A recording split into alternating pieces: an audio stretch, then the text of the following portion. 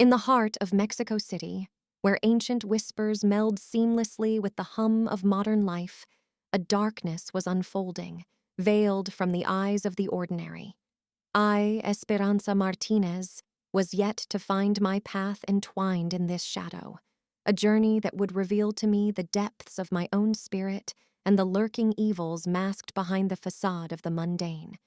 It was a sultry evening, the kind where the air feels thick with unspoken secrets. The city was alive with its usual vibrancy, unaware of the malevolence creeping in its underbelly. At the outskirts, where the city's heartbeat fades into a quiet murmur, stood an ancient structure, its stones holding memories of a time long forgotten. In this secluded haven, the ritual was about to begin. The shaman, a figure of deceptive charisma, was preparing his sacred space. His eyes, dark as the obsidian stones that adorned his ritualistic attire, flickered with a hunger for power. He moved with a certainty that spoke of years spent in the shadows, honing his craft, straying further from the righteous path of his ancestors. The air was thick with the scent of copal incense, creating a haze that seemed to blur the lines between the physical and the spiritual. The shaman's chants, an ancient dialect, reverberated against the stone walls, calling forth energies long dormant. Around him, the relics of old, jagged obsidian blades, weathered statuettes of forgotten deities, and intricately woven tapestries, seemed to awaken, as if echoing his call. In the midst of this sinister tableau lay the shaman's unwilling participant, a young boy, no more than 16, his eyes wide with a fear that chilled my soul as I later learned of his fate. He was a local, one whose disappearance would ripple through the community, yet remain just another unsolved mystery to the world beyond. The boy's wrists were bound with ropes, woven with herbs and feathers, an eerie juxtaposition of beauty and horror. He struggled against his restraints, the whispers of his pleas lost amidst the shaman's incantations. Each chant, each wave of the shaman's hand seemed to draw the boy further into a trance, his struggles waning, his eyes becoming distant pools of resigned terror. Above them, the moon, a silent witness, cast a pale light, rendering the scene with an otherworldly glow. The shaman raised an obsidian blade, its edge glinting ominously. He spoke of immortality, of power that would transcend the ages, his voice a hypnotic cadence that seemed to resonate with the very stones beneath his feet. At that moment, the boy's eyes met mine, a connection that transcended time and space, for I was not truly there. I was reliving this memory, a memory not my own, but one that would ignite my journey. In his eyes, I saw the depth of human fear and the impending loss of innocence. It was a look that would haunt me, urging me to embrace my destiny.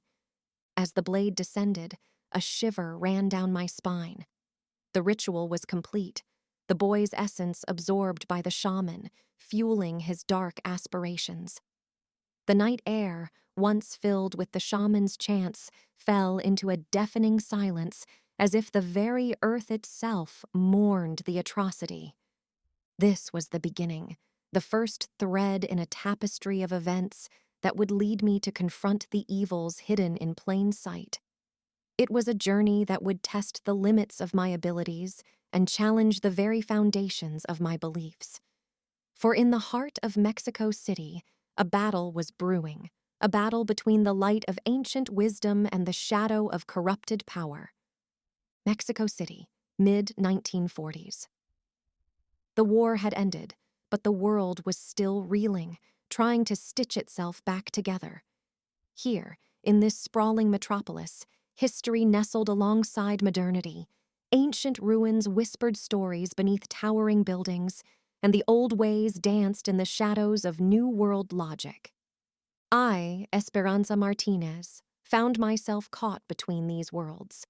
My home, a modest house adorned with climbing bougainvillea, lay in the heart of the city's oldest neighborhood, where cobblestone streets echoed with both past and present. From my window, I could see the remnants of a Tenochtitlan temple, its stones as silent as the secrets it held. In this city, my lineage was both my anchor and my sail. I came from a long line of mystics, my ancestors whisperers of spirits and weavers of rituals. My grandmother, Abuela Rosa, was the matriarch of our little family, her eyes as deep and knowing as the cenotes of Yucatan. She had passed down to me the ancient knowledge, the language of the spirits, and the understanding of the sacred cycles. Life was simple, or as simple as it could be for someone who walked the line between the seen and unseen. I spent my days helping at the local mercado, where the vibrant colors of fruits and flowers mingled with the earthy scents of herbs and spices. Evenings were for study and practice, honing the skills that had been entrusted to me. But tranquility is often the precursor to a storm. It began with whispers, hushed conversations that drifted through the market stalls and into the homes of the barrio. People were vanishing. Not strangers, but neighbors, friends, faces I had known since childhood. The city was no stranger to mysteries, but this felt different, darker. The local papers were cautious with their words, but the rumors were not. They spoke of ancient rituals, of shadows moving in the moonlight, of altars thirsting for blood. The city, so adept at weaving tales, seemed to believe this one. Fear has a way of distorting reality, of turning skepticism into superstition. I remember the night it became real for me.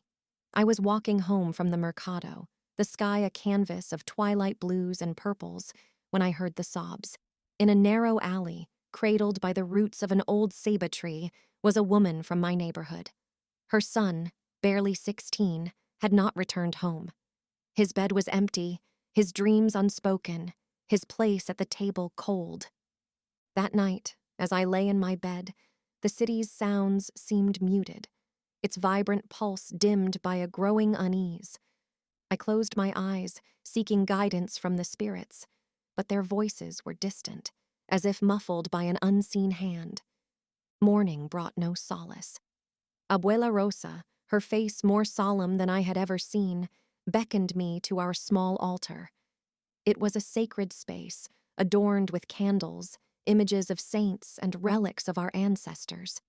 We sat, our hands joined, our spirits reaching out to the unseen.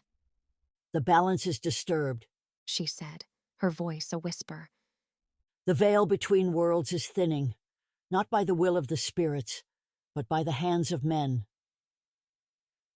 I knew then that this was no ordinary mystery. This was a calling, a path that had been laid before me, one that I could not ignore. The teachings of my ancestors, the knowledge of the rituals, the communication with the spirits, all were preparing me for this moment. In the days that followed, I began my own investigation. The mercado, usually a place of life and laughter, was now a well of hushed fears. I listened to the stories, piecing together the fragments.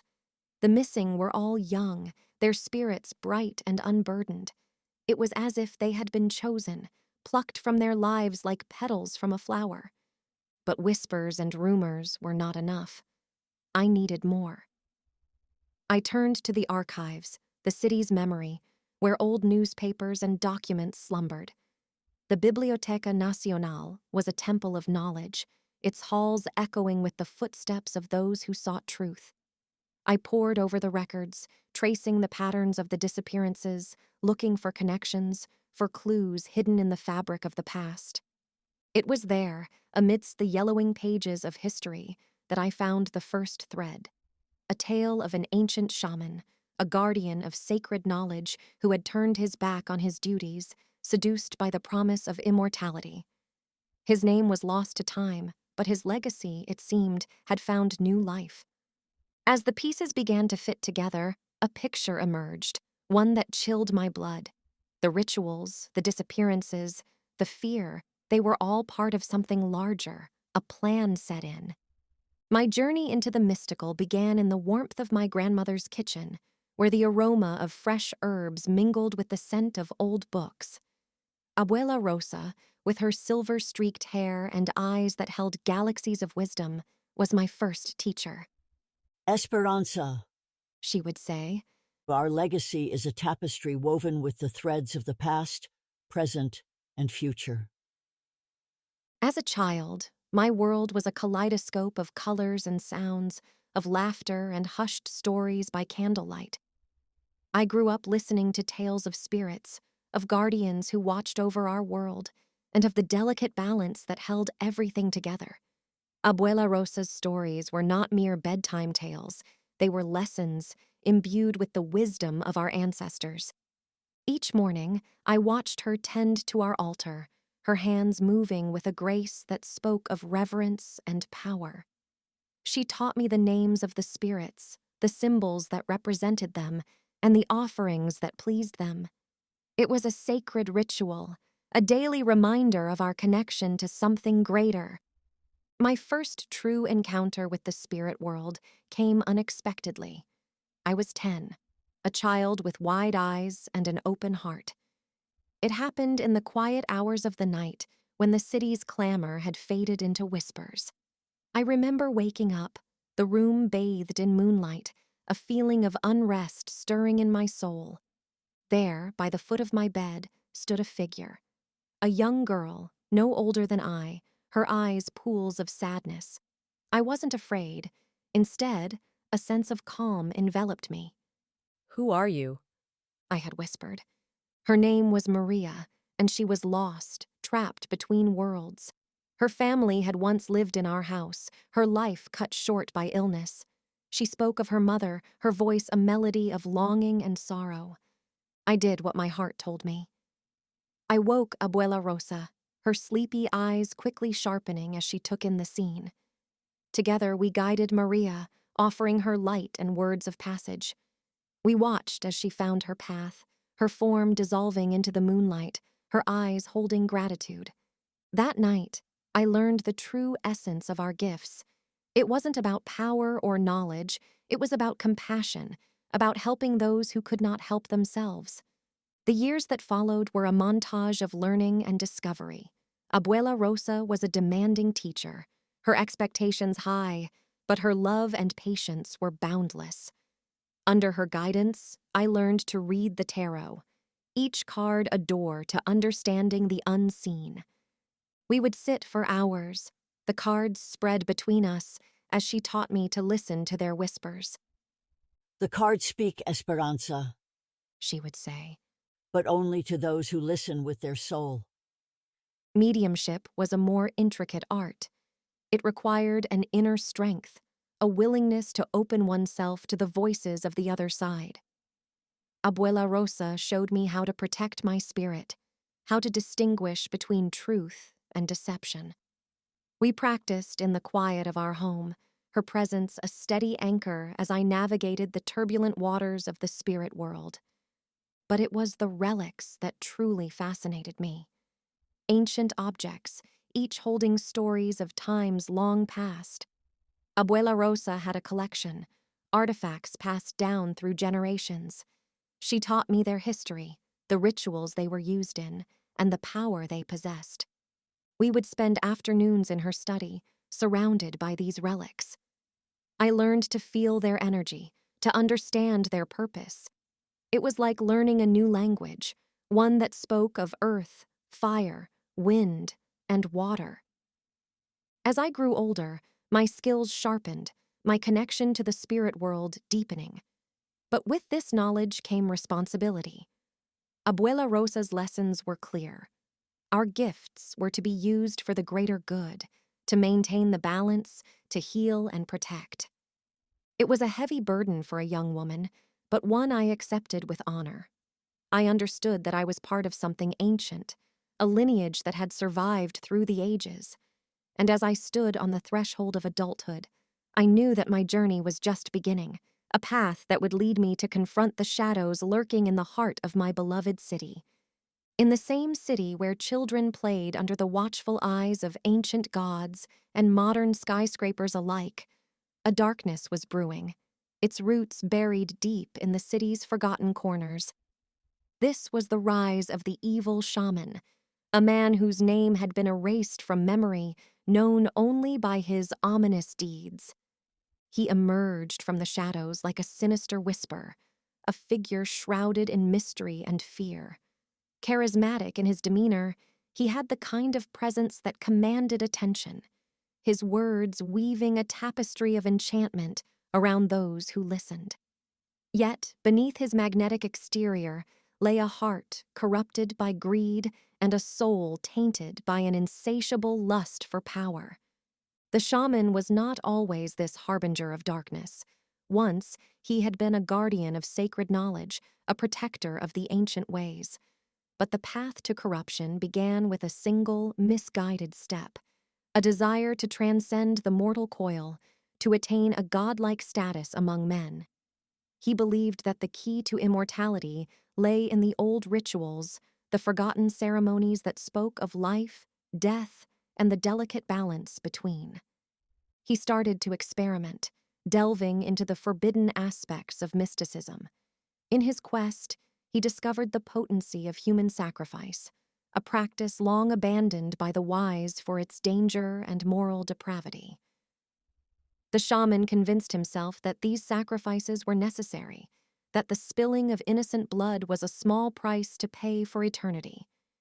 His transformation was gradual, but irrevocable. Each ritual, each life taken, pulled him further away from the healer he once was, warping him into a creature of darkness. The ancient relics, once symbols of healing and protection, became tools of terror in his hands. He used them to channel the life force of his victims, believing that with each sacrifice, he inched closer to his goal. Whispers of his deeds began to spread, stories of a shadow that walked at night, of people disappearing, their screams echoing in the darkness. The shaman had followers, those who were swayed by his charisma or ensnared by his dark magic. They aided him, blinded by promises of power or paralyzed by fear. The shaman's motives were not just driven by a desire for immortality. He sought unchallenged power, a dominance over the living and the dead. He envisioned a world where he stood above all, a god among men, unbound by the laws of nature and man. In his twisted mind, the ends justified the means, and the screams of his victims were but a small disturbance in his grand design. But such power was not easily attained. The rituals required specific conditions, ancient relics that were scattered across the city, hidden in places long forgotten by time. The shaman began to hunt for these relics, using his dark magic to uncover their locations. Each relic he acquired made him stronger, his magic more potent, his grip on the city tighter. As the shaman's power grew, so did the darkness that enveloped the city. The veil between the worlds thinned, and spirits roamed more freely, restless and disturbed by the unnatural disturbances. The balance that had been maintained for centuries was teetering, threatening to plunge the city into chaos. But the shaman's quest for immortality was blinded by his arrogance. He failed to see the dangers of tampering with forces beyond his control. The spirits he summoned were not always compliant, and the relics he coveted held powers that were not meant for mortal hands. Unbeknownst to him, his actions were setting the stage for his downfall. In the heart of the city, a force was awakening, a force that would stand against his tyranny. I, along with allies yet unknown, would soon find ourselves entwined in this battle, a battle for the soul of our city. The rise of the evil shaman was not just a tale of power and corruption. It was a warning, a reminder of the delicate balance that governed our world. As I delved deeper into this mystery, I realized that it was not just a fight against a man, but a fight against an ideology that sought to subvert the natural order for selfish gains. In the mid-1940s, Mexico City, where ancient spirits whispered among the shadows of modernity, the stage was set for a confrontation that would echo through the annals of the unseen world. The evil shaman, with his dreams of immortality and dominion, had ignited a flame that would soon engulf us all in its fury. As the malevolent shroud of the shaman's deeds crept over Mexico City, I knew that confronting this growing darkness was a task far beyond the capabilities of any lone mystic. The necessity of allies, each bringing their own unique skills to the fore, was as clear as the full moon on a cloudless night. Thus began the formation of a team, an unlikely alliance bound by a common goal to thwart the shaman's sinister plans. Max was the first to join. An ex-boxer turned investigator, his reputation in the city was that of a man who could unearth secrets as easily as he once floored opponents in the ring. His transition from the physical to the metaphysical was sparked by a personal tragedy that opened his eyes to the world beyond the veil. Max's determination was like a flame that refused to be extinguished. His knowledge of the occult deepened by his quest for understanding. When I approached him, his response was a resolute nod. The shaman's actions had already crossed his path, leaving a trail of questions that he was eager to answer. Luisa, a childhood friend, was next to heed the call. Her expertise lay in realms that were still alien to many: technology and engineering. Luisa could turn the ordinary into the extraordinary, crafting gadgets and tools that were both practical and otherworldly. Her workshop was an alchemist's dream, where wires and steel met ancient symbols and protective charms. Her role was to provide logistical support, but more importantly, she fashioned tools that could aid us in combating supernatural forces. Her eyes sparkled with excitement as she listened to my plea for help, her mind already racing with ideas. The final piece of our puzzle was Alejandro, a historian whose knowledge of Mexico City's ancient past was unparalleled. His life was dedicated to uncovering the secrets that lay hidden beneath the city's bustling streets. Alejandro knew the city like the back of his hand, not just its visible landmarks, but also its forgotten tunnels, its hidden chambers, and the secrets they held. He had maps that charted the unseen, his study a labyrinth of old parchments and dusty tomes. When I approached him with tales of the shaman and the unrest among the spirits, he simply adjusted his glasses, a glint of adventure in his eyes. "It's about time someone shed light on these shadows," he said. Our first meeting was in Luisa's workshop, a space that felt like a cross between a modern laboratory and a sorcerer's den. Max's pragmatism, Luisa's innovation, Alejandro's wisdom, and my spiritual insights. Together, we were a tapestry of talents and traits, each thread strengthening the other. Our initial discussions were a whirlwind of ideas and strategies. Max laid out the little information he had gathered about the shaman's movements. Alejandro provided historical context, linking our current predicament to ancient rituals and their significance. Luisa showcased her latest inventions, gadgets that could help us track supernatural activity or protect us from unseen harm. I shared my encounters with the spirits, the whispers of unrest in the ethereal plane. Our plan was to use every resource at our disposal, combining our skills to uncover the shaman's next move and stop him before he could complete his ghastly ritual. The challenges we faced were manifold. Not only did we have to contend with the shaman's growing power and his followers, but we also had to navigate the skepticism of a world that largely turned a blind eye to the supernatural. Our mission was cloaked in secrecy, a silent war waged in the shadows of a city caught between belief and disbelief.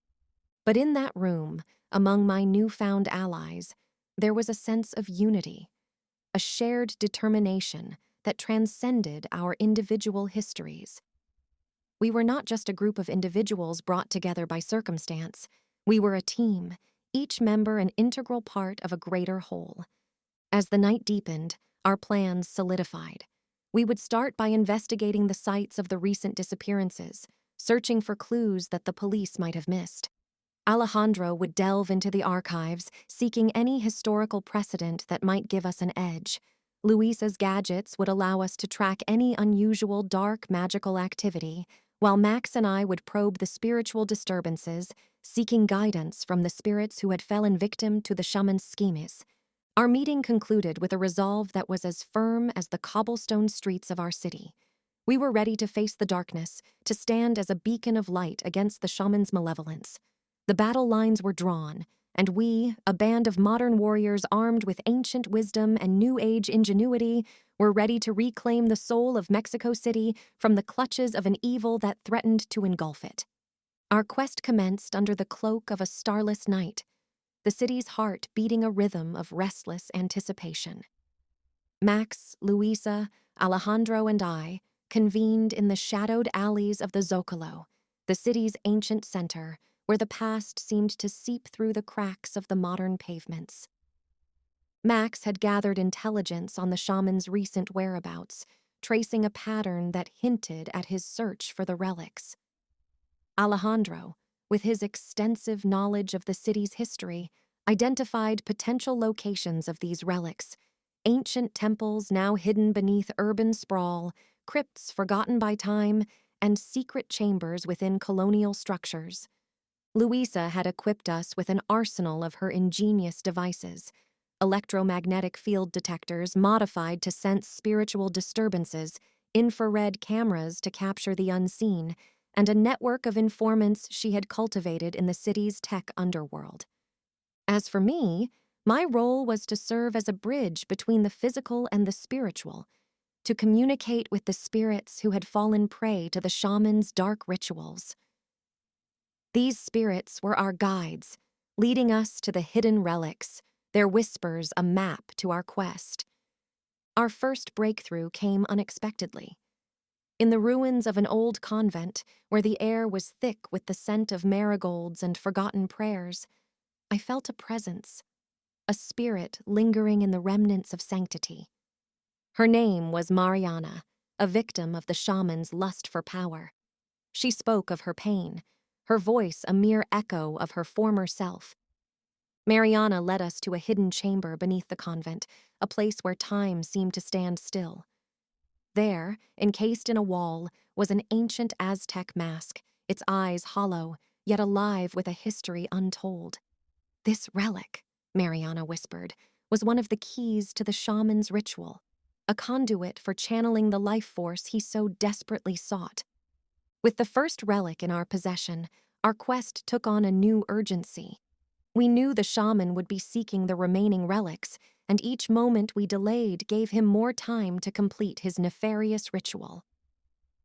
Alejandro's research led us to the next location, the underground tunnels of an old hacienda on the outskirts of the city. These tunnels were a labyrinth of history, their walls etched with symbols that told stories of a time when gods walked among men. It was in these depths that we found the second relic, a jade amulet, its surface pulsating with an energy that was both alluring and terrifying. As we delved deeper into our quest, the encounters with spirits became more frequent. Some were lost, wandering in the shadow of their untimely demise, while others were angry, their voices a cacophony of rage and despair. I reached out to them, offering solace and passage, and in return, they offered us guidance, their knowledge a beacon in our search. The relics were not just objects. They were imbued with the essence of the past, each holding a piece of the puzzle that was the shaman's ritual. We found a ceremonial dagger in the crypt of an old church, its blade stained with the blood of forgotten sacrifices. In the attic of an abandoned mansion, we discovered an ancient codex, its pages inscribed with rituals lost to time. With each relic we found, the sense of urgency grew. The shaman was always a step behind us, his shadow looming over our every move. We could feel the weight of his gaze, the threat of his power growing with each passing day. Luisa's gadgets proved invaluable, allowing us to track the spiritual disturbances that marked the shaman's path. Max's investigative skills helped us stay ahead, his network of informants keeping us informed of the shaman's movements. But it was not just a physical race, it was a battle of wills. The shaman was cunning, his knowledge of the dark arts a formidable weapon. He had his own followers, devotees blinded by promises of power or ensnared by fear. The final relic was the most elusive. Alejandro's maps pointed us to an ancient pyramid hidden beneath the modern cityscape. This pyramid, long forgotten by history, was the heart of the shaman's ritual, the place where he planned to complete his transformation into an immortal being. As we made our way through the city's underbelly, the air grew heavier, the darkness more oppressive. The spirits whispered warnings, their voices urgent. The shaman was close, his ritual nearing completion. We emerged into the heart of the pyramid, the air charged with an energy that made our skin crawl. There, in the center of an ancient altar, was the final relic, a crystal skull, its surface reflecting the faint light that filtered through the cracks above. The race was over, but the battle was just beginning. We had the relics, but now we faced a greater challenge, stopping the shaman from enacting his ritual and plunging the world into darkness. The fate of the city, the balance between life and death, hung precariously in our hands. Our path converged with the shamans in the heart of an abandoned temple, where the air was heavy with the scent of incense and the echoes of ancient chants. The temple, a relic in itself, stood as a testament to a time when the lines between the earthly and the divine were blurred. It was here, amidst the shadows of history, that we faced the shaman. He stood before us, an embodiment of corrupted power, his eyes burning with a malevolent fire. Around him, the air shimmered with dark energy, the relics he had gathered arrayed in a sinister formation. He spoke, his voice a serpent's hiss, revealing his twisted vision. The sacrifices, he claimed, were necessary to unite all people, to bring peace and balance to the world. But his peace was a facade, a mask for his desire to dominate, to control the very essence of life and death. I stepped forward, the spirits of those he had wronged whispering in my ear, lending me their strength. I confronted the shaman with the truth of his actions, the pain and suffering he had caused. Our exchange was a dance of words and power, a battle of wills where the stakes were the souls of the innocent. The shaman unleashed his dark magic, a torrent of shadow and flame seeking to overwhelm us with his fury. But I was not alone. The spirits stood with me, their presence a shield against his wrath. I channeled their energy, weaving a tapestry of light and sound, countering his attacks with the purity of spiritual essence. Max, with his boxer's instincts and investigator's acumen, took the forefront in the physical confrontation. He moved with a dancer's grace, his fists and feet instruments of precision. Luisa had provided him with enchanted gloves and boots, their touch capable of disrupting the shaman's followers, both human and spiritual. Alejandro, meanwhile, used his extensive knowledge to guide us through the temple's maze-like structure. He deciphered ancient symbols that shielded us from harm and identified weak points in the temple's architecture, giving us tactical advantages. His voice was a steady presence in our ears, directing us, warning us of unseen dangers.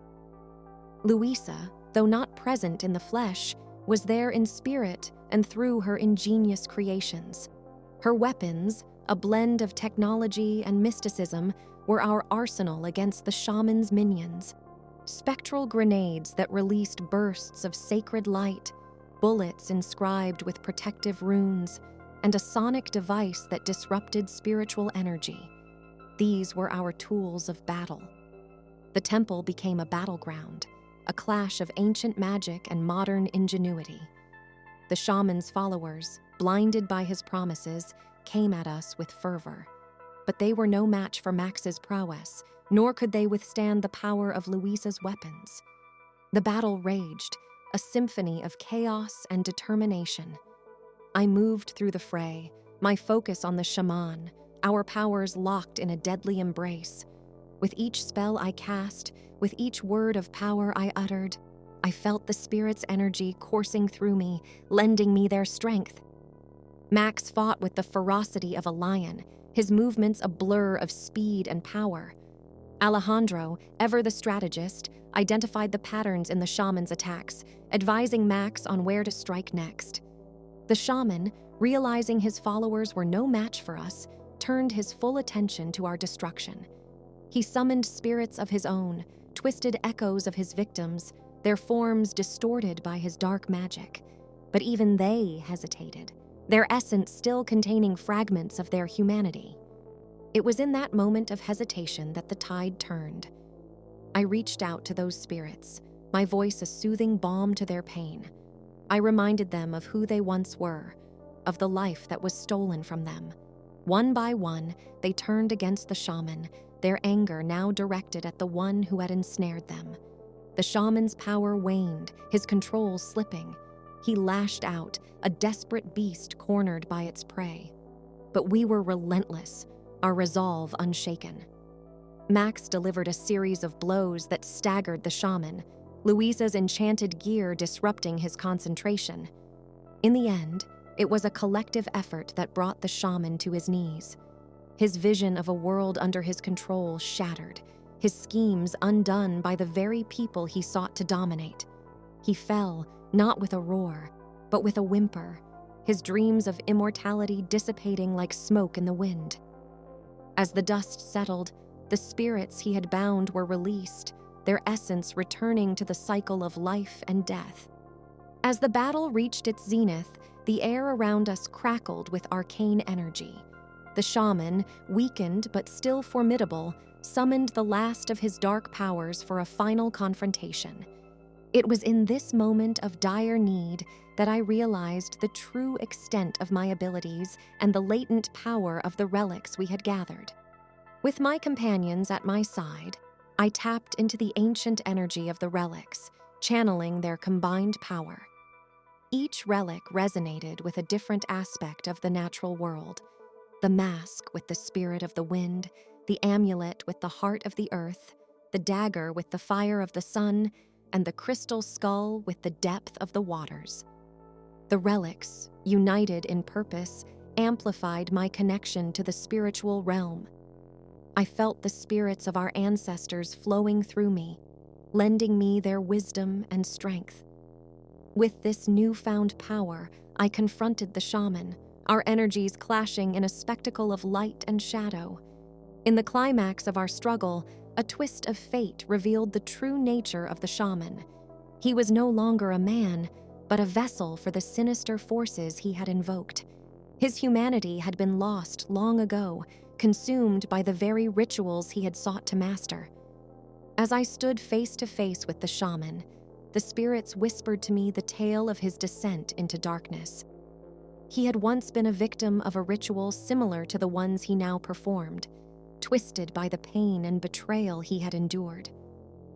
This revelation brought a wave of sorrow, but it also steeled my resolve. With a final surge of power, I banished the shaman, sending him back to the hellish realms from which he had drawn his strength. The relics, acting as conduits of ancient justice, aided in sealing the portal, preventing his return to our world. The battle was over, but our work was not yet complete. The relics, though instrumental in our victory, were not meant to be wielded by mortals. Their power was too great, their purpose too sacred. Together, my companions and I embarked on a journey to return the relics to their rightful places. We traveled to remote temples, hidden crypts, and sacred sites, each location chosen for its spiritual significance. At each site, we performed rituals of restoration, ensuring that the relics were protected and their energies balanced. This task was not just a physical one, but a spiritual journey that took us deep into the heart of our heritage. We learned from each other, our bonds strengthened by our shared experiences. As for me, the journey was transformative. I had come face to face with the darkest aspects of human nature, but I had also witnessed the resilience of the human spirit. I had tapped into powers I never knew I possessed, and in doing so, I had discovered my true potential. I realized that my abilities were not just a gift, but a responsibility. I was a guardian of the balance between the seen and unseen, a protector of the ancient ways in a modern world. This realization was both humbling and empowering. The city, once again, settled into its rhythm, the shadows of the shaman's reign a fading memory. But for those of us who had faced the darkness, the world was not the same. We had changed, grown, and emerged stronger. As I walked the streets of Mexico City, the whispers of the spirits a constant companion, I knew that my journey was far from over. There would be other challenges, other battles to fight. But I was ready, armed with the knowledge of my ancestors and the courage of my convictions. The relics were at rest, the balance restored, but my story, the mystic of Mexico City, was just beginning. We hope you have enjoyed this episode of Quantum Dispatches and stay tuned next week for another thrilling adventure. Thank you for listening.